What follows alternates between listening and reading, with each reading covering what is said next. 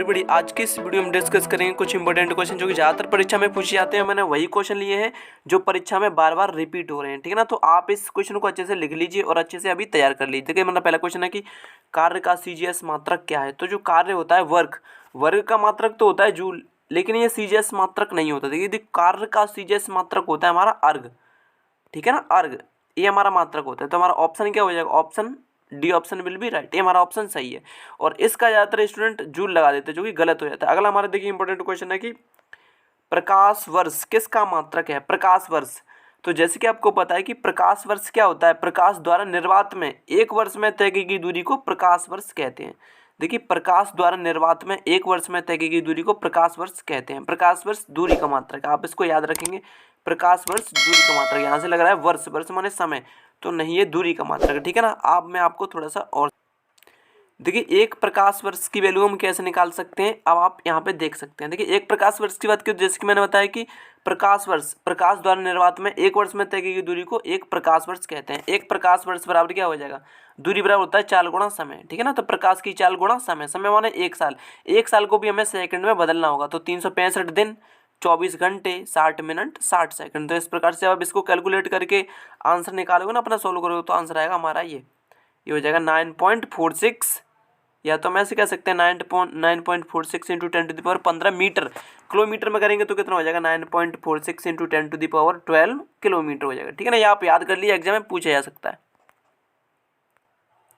अगला हमारा important question बनता है कि पारसेक किसकी इकाई है। देखिए, पारसेक, तो पारसेक दूरी का मात्रक है। पेपर में प्रश्न ऐसा भी आ सकता है कि दूरी का सबसे बड़ा मात्रक, दूरी का सबसे बड़ा मात्रक पारसेक ही होता है, ठीक है ना। पारसेक दूरी का सबसे बड़ा मात्रक है और एक पारसेक बराबर होता है 3.26 प्रकाश वर्ष। ये प्रकाश वर्ष से भी बड़ा होता है, ठीक है ना। एक पारसेक बराबर 3.26 प्रकाश वर्ष और ये दूरी का सबसे बड़ा मात्रक। अगला हमारा इंपॉर्टेंट क्वेश्चन पेपर में बनता है कि विद्युत धारा की इकाई क्या है। What is the unit of electric, ठीक है ना, करंट। इलेक्ट्रिक करंट की जो इकाई क्या है, यूनिट क्या है, मात्रक क्या है, तो उसका मात्रक होता है एम्पियर। ये परीक्षा में काफी बार देखा जा चुका है। अगला हमारा इंपॉर्टेंट क्वेश्चन है कि ल्यूमेन किसका मात्रक है, ठीक है ना। ल्यूमेन किसका मात्रक है, तो ल्यूमेन ज्योति फ्लक्स का मात्रक है। आपको ये अच्छे से पता होगा, ज्योति फ्लक्स का मात्रक होता है ल्यूमेन। अगला क्वेश्चन है कि आवेग का मात्रक क्या है। देखिए, बात करें तो आवेग इम्पल्स, आवेग का मात्रक, आवेग का मात्रक क्या है, ठीक है ना। तो आई बराबर फॉर्मूला क्या होता है, F into delta T, force into time, तो न्यूटन इंटू सेकंड हो जाएगा, ठीक है ना। तो आवेग का मात्रक क्या हो जाएगा, न्यूटन इंटू सेकंड। ये हमारे कुछ इंपॉर्टेंट क्वेश्चन है जो एग्जाम में आते रहते हैं। अगला हमारा इंपॉर्टेंट क्वेश्चन बनता है, अगला इंपॉर्टेंट क्वेश्चन है जो कि आरआरबी 2003 में पूछा गया। निम्नलिखित में से कौन सा एक सदिश राशि नहीं है। सदिश राशि नहीं है मतलब अदिश है, ठीक है ना। अदिश, अदिश राशि बतानी है। तो जैसे कि आपको पता है कि संवेग सदिश होता है, वेग भी सदिश होता है, कोणीय वेग भी सदिश होता है। द्रव्यमान, मास, द्रव्यमान क्या होता है, अदिश राशि है, ठीक है ना। अदिश राशि, एक सदिश राशि नहीं है तो यही सदिश नहीं है, बाकी के सब सदिश है। अगला हमारा इंपॉर्टेंट क्वेश्चन है कि अदिश राशि है, ये पूछा निम्नलिखित में से कौन सी अदिश राशि है।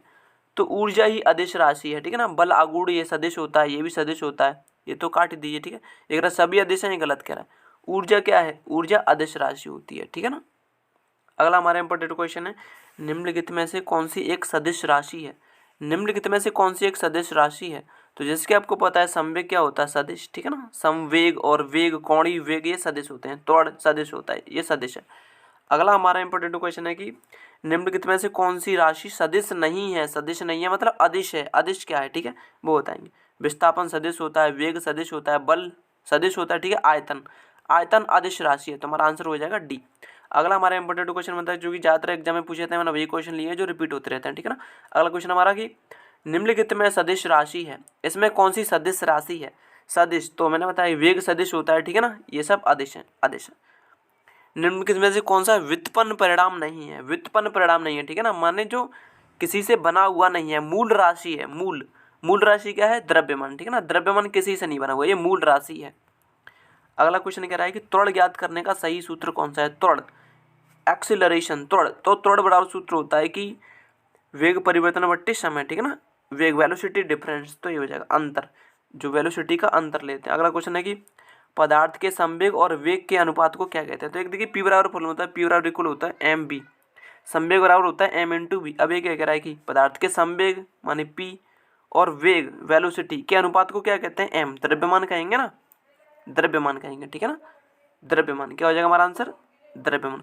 अगला हमारा आज का लास्ट क्वेश्चन है, इंपॉर्टेंट क्वेश्चन है कि प्लांक के अचर में किसका आयाम होता है। देखिए प्लांक के अचर में किसका आयाम होता है, तो प्लांक के अचर में कोणीय गति का आयाम होता है, ठीक है ना। तो हमारा सी ऑप्शन एकदम राइट हो जाएगा। आज के कुछ इंपॉर्टेंट प्रश्न थे जो ज़्यादातर एग्जाम में आते रहते हैं, और मैं इसी प्रकार की जो है इंपॉर्टेंट क्वेश्चन हमेशा के लिए लाता रहूँगा। यदि आपने इस चैनल को अभी तक सब्सक्राइब नहीं किया तो आगे सब्सक्राइब कर दीजिए, क्योंकि आपको इंपॉर्टेंट क्वेश्चन इससे मिलते रहेंगे, जिससे कि आपके एग्जाम में काफ़ी ज़्यादा हेल्प होगी। वीडियो देखने के लिए आपका बहुत बहुत धन्यवाद।